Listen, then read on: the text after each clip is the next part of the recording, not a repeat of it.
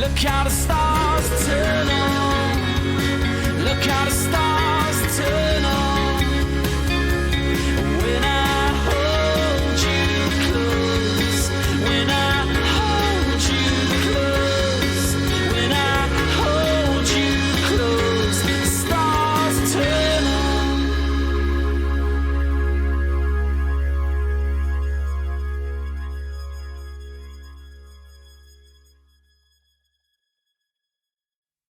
Hello and welcome to Season 4, Episode 11 of The Press Box, in association with the unit.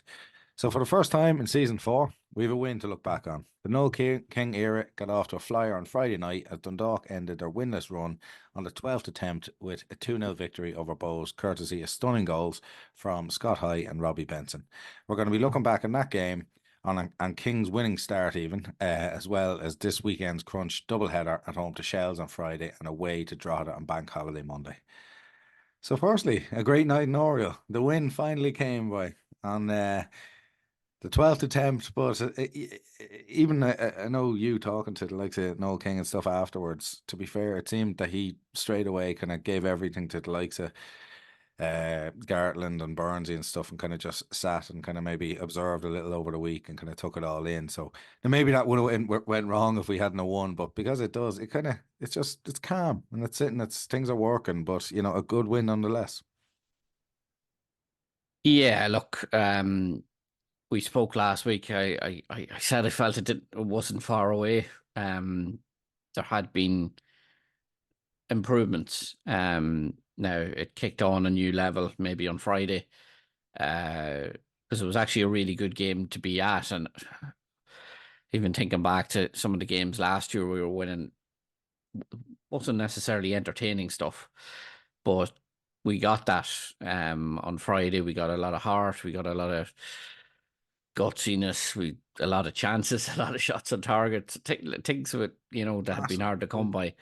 And it was, it was a great night. I suppose the thing now is that it just can't be a one-off. But I would, to be fair to Noel, he didn't try and take any of the plaudits or anything. He did attribute it all to Gartland and Burns, as you say, and I think they deserve special mention, because at some point, and there may be a case of, right lads, go again sort of thing, because it was primarily Brian Gartland, but also Liam Burns, who were sort of on the touchline.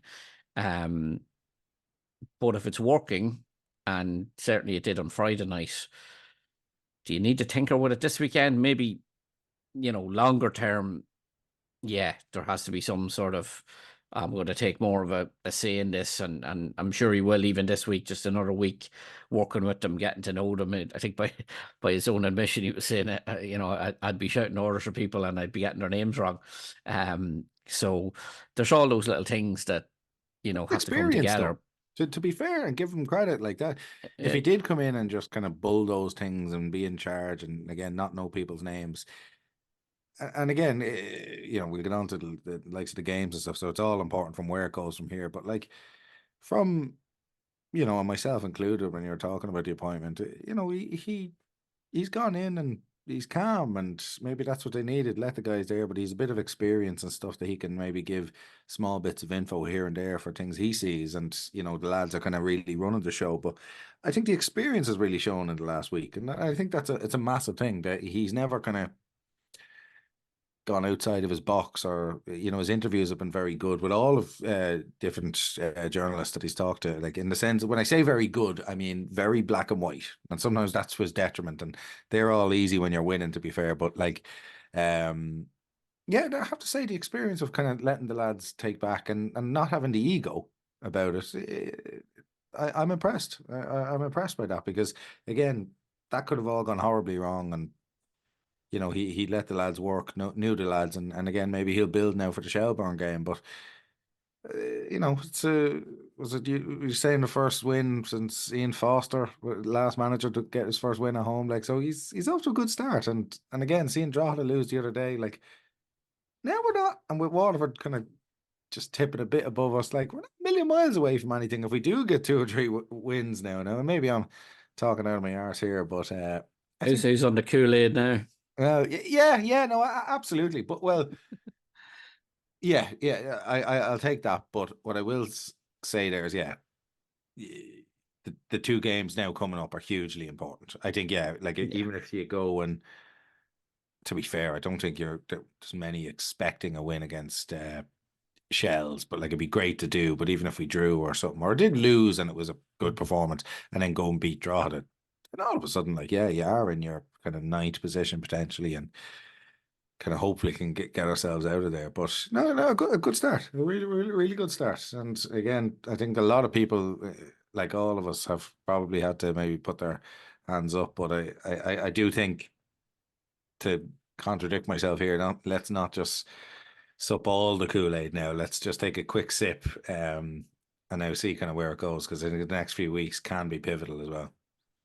It was a good look. It was a good start, no doubt about it. But I do think the King appointment, some of the reservations we have, they'll have to be proven over a longer period. I do think, and again, he said it himself, this was a Brian Gartland and Liam Burns victory. He sat in the dugout, and I know what you're saying. There's an element of calmness and experience, but also, to be fair, so a lot of, and I just look at it from a Dundalk perspective, other clubs might have different experiences, but probably our last caretaker, interim manager, whatever way you want to put it, was Vinnie Perrott, who had that extended period at the end of 2021. But he was gone when Stephen O'Donnell came in. So even if there was things for, say, O'Donnell to pick up off him, and maybe they spoke, maybe they didn't, I have no idea, but there wasn't a natural continuity there. You go back even to John Gill and Alan Reynolds took a game after Vinnie Perrott sacking, and there wasn't, I think John Gill met Filippo Giovagnoli once, maybe introduced him and showed him around Oriel, and that was it. I'm open to correction now, but fairly sure it was very minimal contact. So there wasn't that natural, let me pick your brain here over an extended period. Whereas, look, Brian Gartland has been around this squad in terms of both playing and in his new role as head of football operations for a few years now. Likewise with Liam Burns, they were moving. I think everyone would acknowledge, regardless of how Friday night went, it was sort of improving. So why wouldn't you tap in on that? And I think in all our jobs, like, if, no matter what you do, a new manager comes into your workplace, they'll have ideas and strategies and X, Y, and Z, but the first sort of week, 2 weeks is a lot of like, who are you? What do you do? This is how we do things currently, and they'll probably keep a little bit of that, change it around a little bit, other things they want to see. He did say, there could be one or two appointments to the backroom thing. I don't know where that's at, because I've been away myself up until literally this evening. So that's where this podcast out a little bit later. So I haven't been keeping up to date on where that's at. But, his stamp will come on it in time.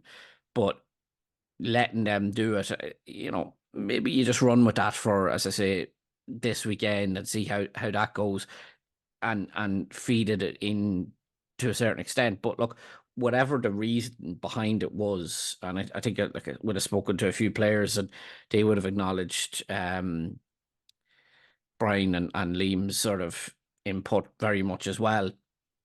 It worked, because I thought it was the first time he sort of came away and said, there's a team here, there's a structure to it, there's it wasn't just a win in terms of, like, and we just said it, other people have said it, when you're in that sort of predicament where you haven't won all season and you're into the second round of matches, you take it anyway, in off someone's backside, or a dodgy own goal, or whatever it was. It was fully, like, I don't think 4-0 would have flattered Dundalk maybe at half time. Individually, I thought, just to go through, so like, there genuinely could have been 6-7 candidates for man the match, and it's probably the most divisive one of. So I suppose Robbie Benson got the sponsors one on the night, and certainly a good shout for it. But like, for me, it was probably John Mountney, because I think Mountney set the tone. I know they were he, injured a lot, but isn't it funny now that like when you think of O'Donnell, and that's why he brought in the likes of Mountney and Benson, set the tone, ruled the middle of the field, etc. And it just never really kind of came off of him. Whereas the new era, all of a sudden, these guys are kind of doing exactly what maybe O'Donnell would have liked. But anyway, go on, anyway, go on. Yeah, but like across the board, we're getting performances. Like the entire back four for me was very good. Zach Johnson continues to massively impress. Like it was Darrell Horgan's best game probably since he came back to the club. Um, Benson was very good. Funny enough, probably Scott High's best game for us, aside from his goal, but yet probably not in the running for man of the match in a weird way.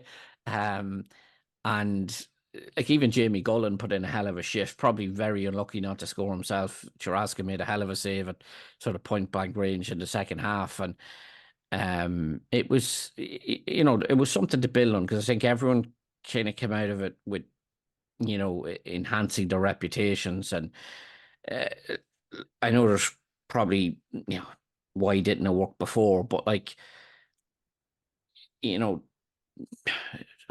like for me, and the reason I mentioned John Mountney is because he just gave us that drive. Like he could have scored twice in the opening sort of 5 minutes, and it just got everyone on the front foot.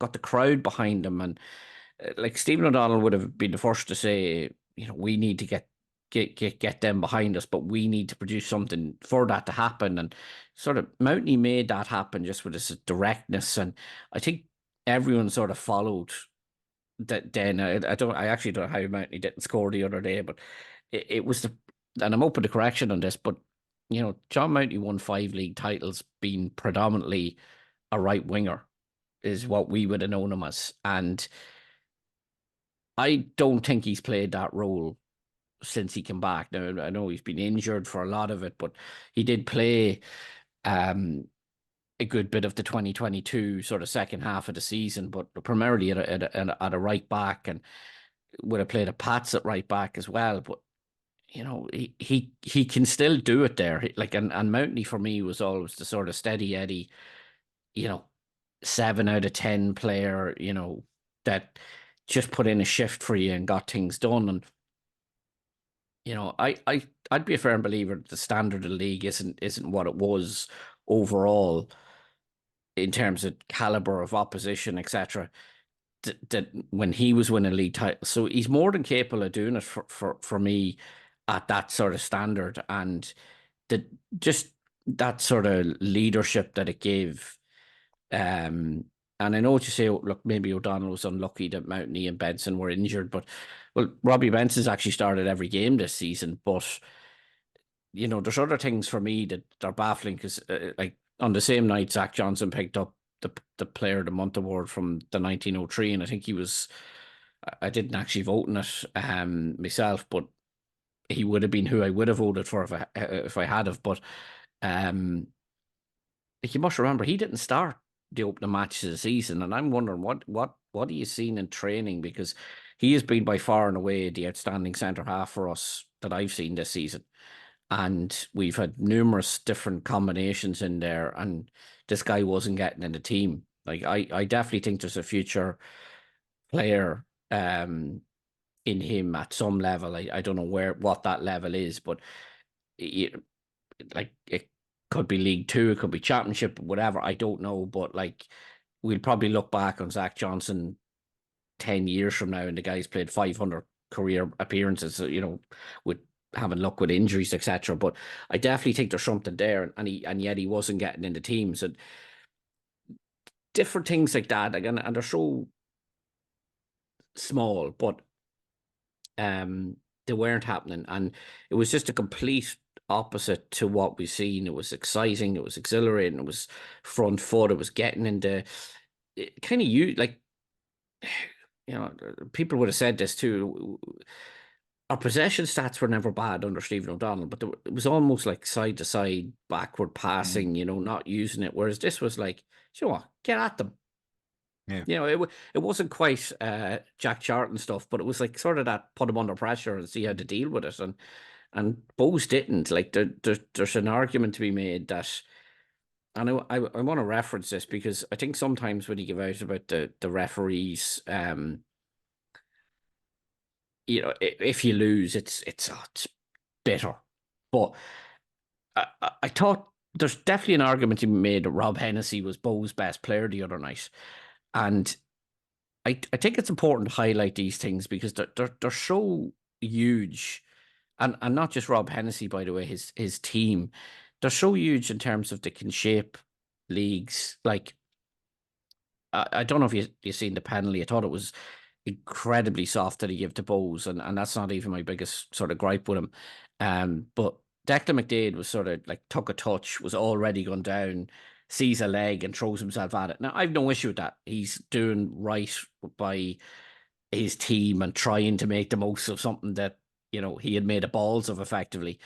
Um, but Hennessy was so, I suppose, quick with the whistle as if he wanted to give it. And now George Shelby makes a save. It wasn't the best of penalties from Akintunde, I don't think, but you still have to save them, and he went the right way, and fair play, it'll do his confidence the world of good. But that could have been a massive moment in the game because say Bows get it back to 2-1 with half an hour to go and maybe rescue a point or even worse, come back to win 3-2. The narrative we're talking about and where the Dog fans are is completely different. But it was other things so there was a point around the half-hour mark, and Daryl Horgan put a ball in from the left towards Mountney, and it was a actually magnificent clearance by Paddy Kirk to get in and prevent him from getting there, and he gives a goal kick. Now, and this is where I say that the assistants or linesmen or whatever you want to call them need to be better here, because it was actually a brilliant clearance by Kirk. But yeah, goal kicks given, and this is where like refereeing decisions kind of huge impacts. Bows go up the other end. They barely had a look in terms of attacking threat to get a free kick, and they hit the post with it from Dale Rooney. And very easily, instead of Dundalk having a corner at 1-0 up, keeping the pressure on, could have been 1-1. And then even at that, after the Akintunde penalty miss, Archie Davies is quite clearly, I could see it, and I've looked back to verify this, but I could see it from my seat in the press box that Archie Davies was clipped inside the box, and Rob Hennessy, who's about 4 yards away, and his linesman, who should be looking straight across at it, can't see it to give a free kick outside the box. Like, it's absolutely scandalous because, listen, I know referees have a tough job or whatever, but like, this is unacceptable, and it can change results and could have very easily cost Dundalk a very deserving win. Listen, I don't think even the most diehard Bows fan could look back at that game and say it was anything other than a deserved Dundalk victory. They were poor on the night. Maybe there's the reasons for we were good, but like Rob Hennessy and his team, like just unforgivable decisions. But I don't want to dwell on that, but I do think it's important to acknowledge these things because we're the first to call out a player who doesn't perform or whatever. These guys have been paid to be there, and they're missing, for me, and I know their job is tough, simple things. There didn't seem to be any communication among that refereeing team the other night, and it could have cost a dog, but thankfully didn't, and a great night. And in the middle of that, I referenced that George Shelby penalty save, but I think that's a big moment for him too, because you forget, the nightmare he had against Sligo and losing his place, coming back in. And listen, it's also, we're 4 undefeated at home. We haven't conceded in 4 at home. We actually haven't conceded since the Sligo game in Oriel Park. So it's become a little bit of a harder place to come again. Obviously, if you're not conceding, at worst, you're drawing. So, look, it's only one win, and hopefully it's not sort of a blip in terms of the overall record. But I'd be going into this weekend a little bit more confident on the back of it that, there is a bit of fight here. There is a bit of quality here. You'd like to have seen more that, like, there were 2 magnificent strikes from High and Benson, long range efforts that you're maybe not going to get them every week, but again, we weren't taking them sort of opportunities before. They paid off for us. You'd like to see something more, I don't know, fox in the box or cut back and someone putting in from 6 yards out or something, but hopefully that'll come. I do think Jamie Gullen's shown a bit more of why he was fancied as a signing over the last few weeks. He's still playing with a bit of an injury. You'd love to see him get that goal from open play, just to, he has 2 already this season. But if that comes, I think we can be, because we're definitely not cut adrift of anything. Like Monday's going to be a massive game. We'll probably talk about it more in greater detail later, but Monday is going to be a particular massive game. But Waterford, even Sligo, like, they're sort of going to be looking over their shoulders a little bit too, because you can have a good start, but it's all about who has a bit of form, and very early days to say it, but Oriel seems to be a tough place to go again. At the very least. Right. Well, as always, we do have some comments and questions in, and they're in association with Malone Financial Services. They're a lot more, I'm just going to say more positive, but they're more neutral and stuff. It's not as angry this week, so it's nice that we're in a different mind space right now. But the person, Davey C, said, what was O'Donnell getting so wrong? He kind of referenced a lot of this, actually. It is a very kind of big question mark. That then the team start playing much better as soon as he left. Was it poor tactics, personality issues, or an inability to coach, or just all of the above? That's again, I think it's not best to dwell in the past. I think there could be many factors in that. It is what it is. Like, it's a tough question, because again, poor tactics, is that to say O'Donnell was tactically in depth? I don't think so. I think sometimes in these scenarios, it's done. I think this was done a long time ago, and the players were gone. I think more so than him being tactically in depth. Like, I think you get to a point where something just stops working, and maybe there's a breakdown of. I would say most of that dressing room holds Stephen O'Donnell in very high regards still, but you make mistakes. We reference it here. Things like keeping players back. It's like being back in school. Maybe it works once. You do it 5 or 6 times, and there's a thin line between getting a response and being a bollocks. And even at the end, I don't think it was coincidence that after the Sligo game, the players got a weekend off. And we do have a large contingent from, be it Scotland, England, wherever. And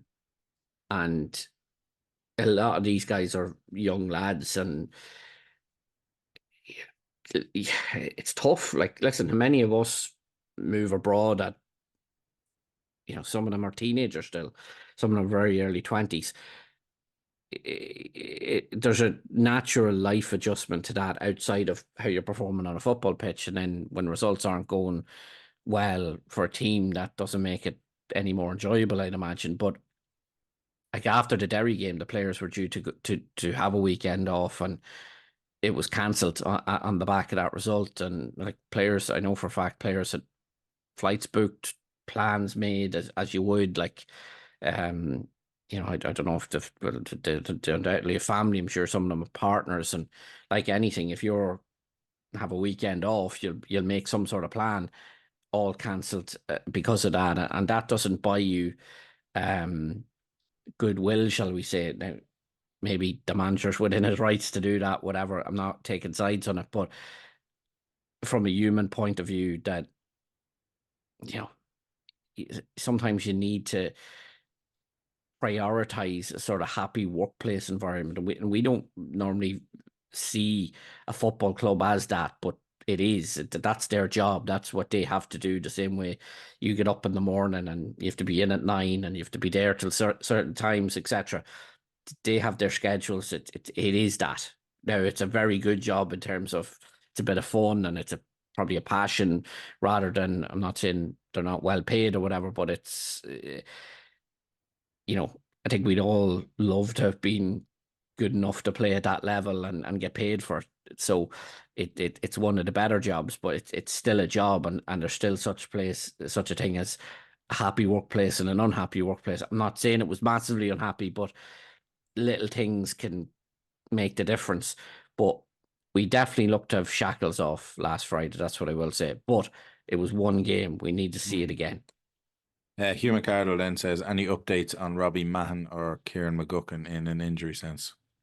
Yeah, well, Mahon did a piece with the club last week. Said it wasn't too bad, so I'm not sure what too bad is. We didn't, with the excitement of the win, didn't follow up maybe on that, but it didn't.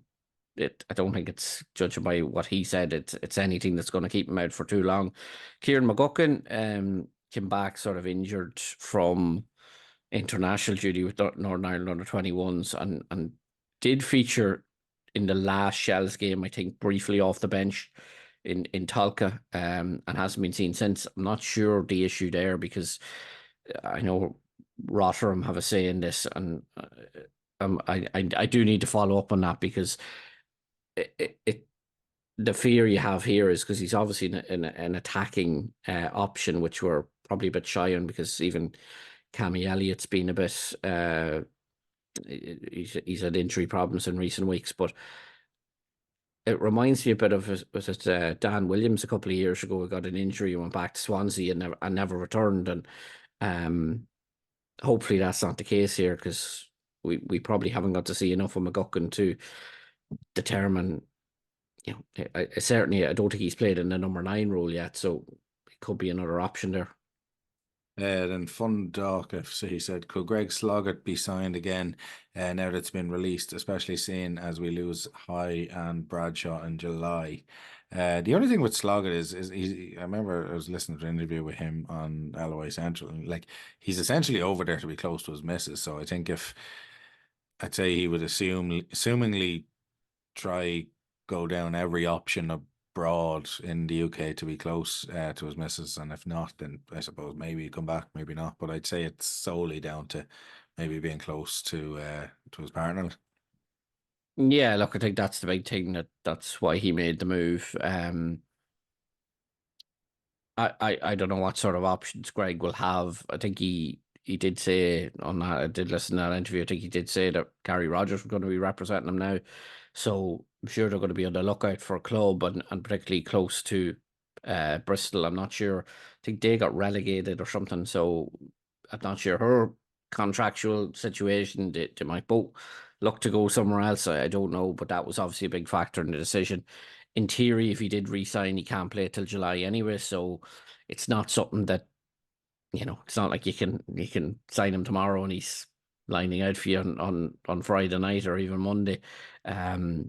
So he has a bit of time, and if a move did come back, be it to here or any other League of Ireland club, it's not something that'll happen till the summer. And Bez McGuinness kind of said another kind of potential player return. So Shawnee Maguire's been released by Carlisle. I suppose it's just asking if Dundalk could take a punt on him.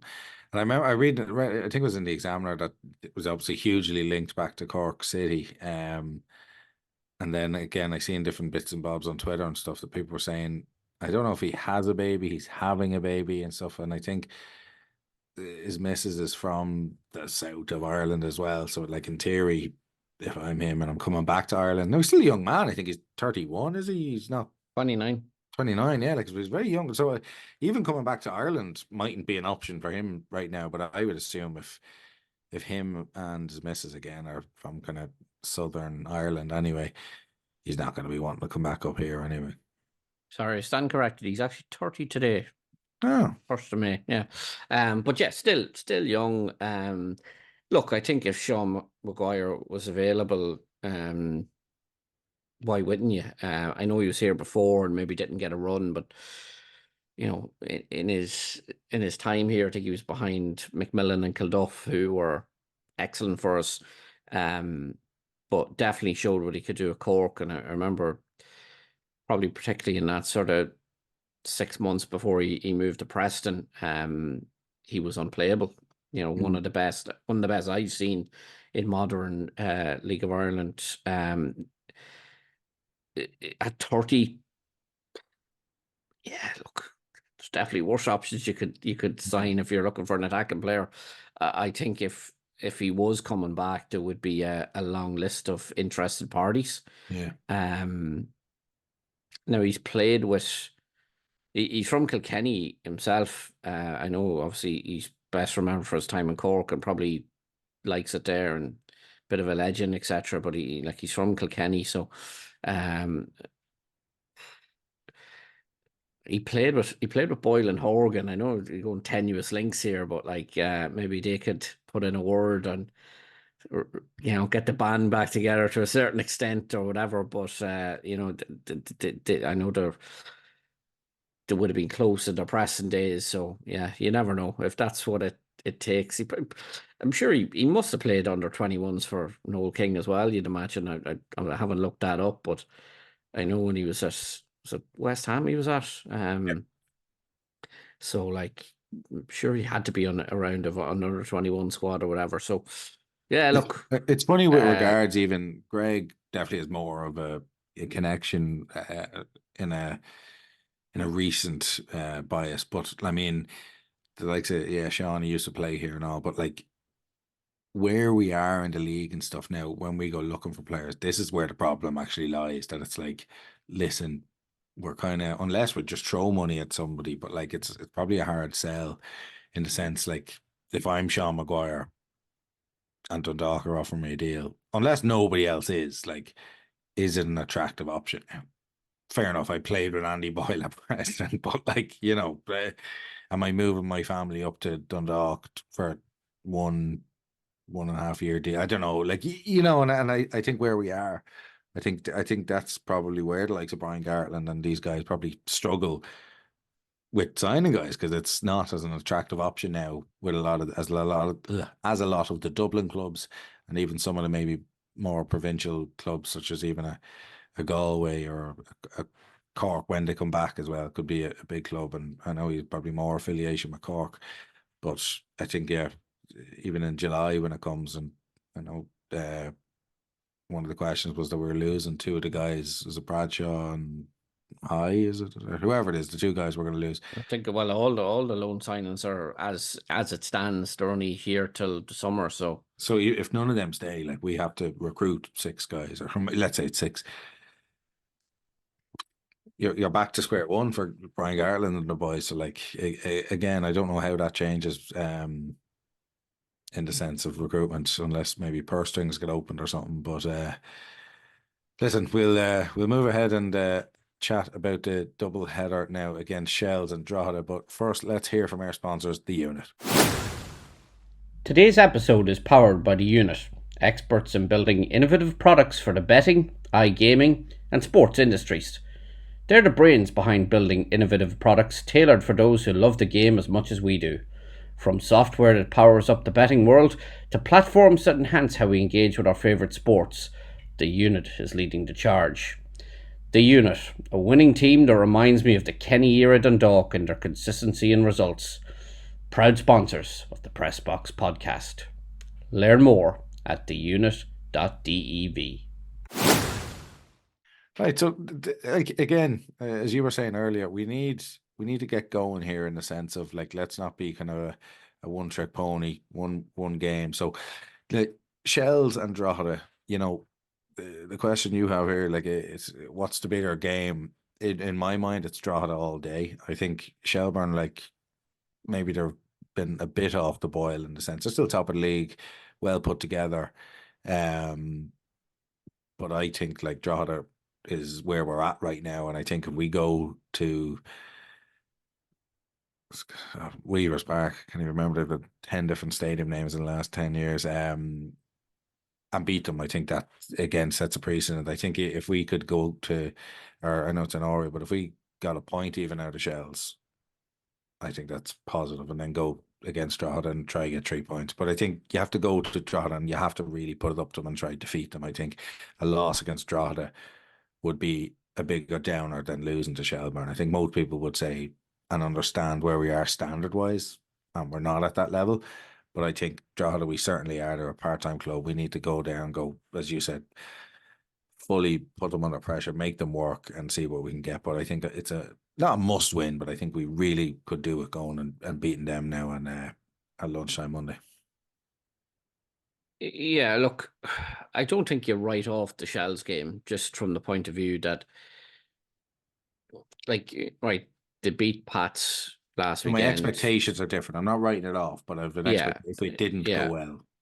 But equally, like, it all feeds into each other because hypothetically you go beat Shelbourne, you're 2 for 2, you've just taken down the league leaders, and you're bouncing into Monday, and that's what it gives you, like that the confidence is really up.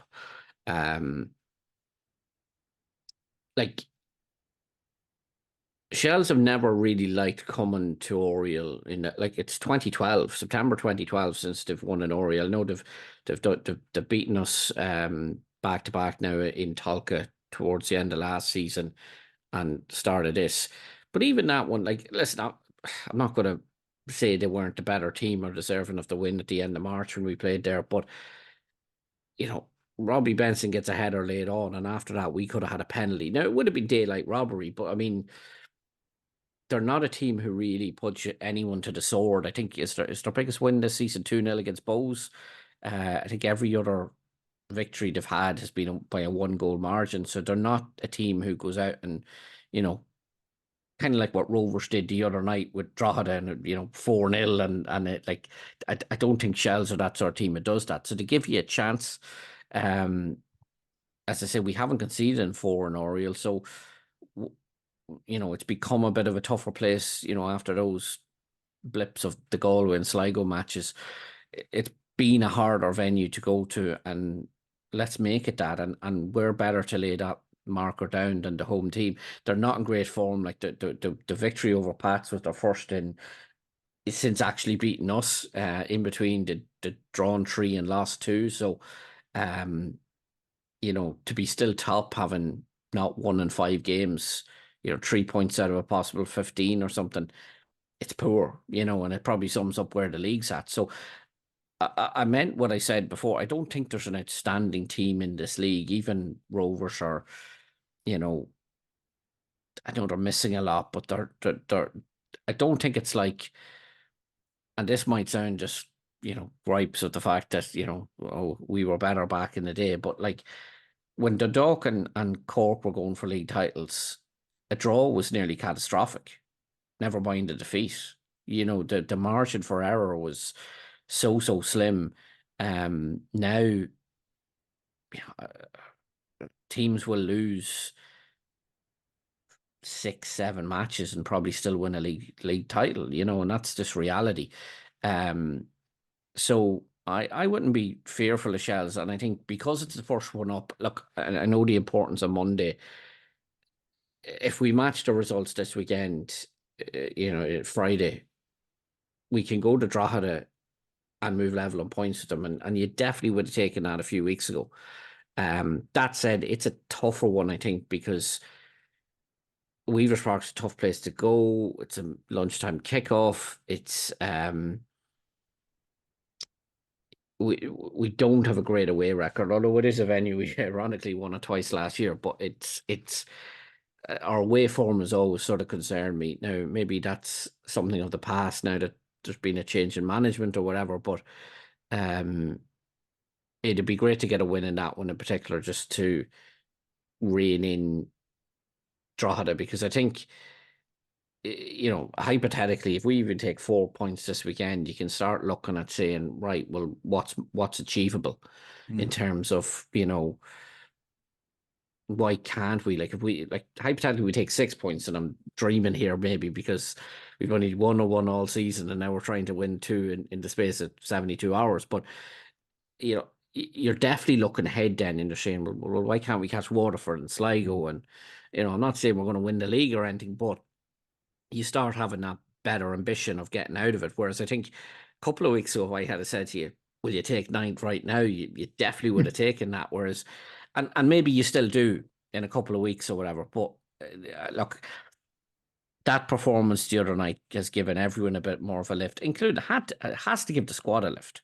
Has to give the squad a lift.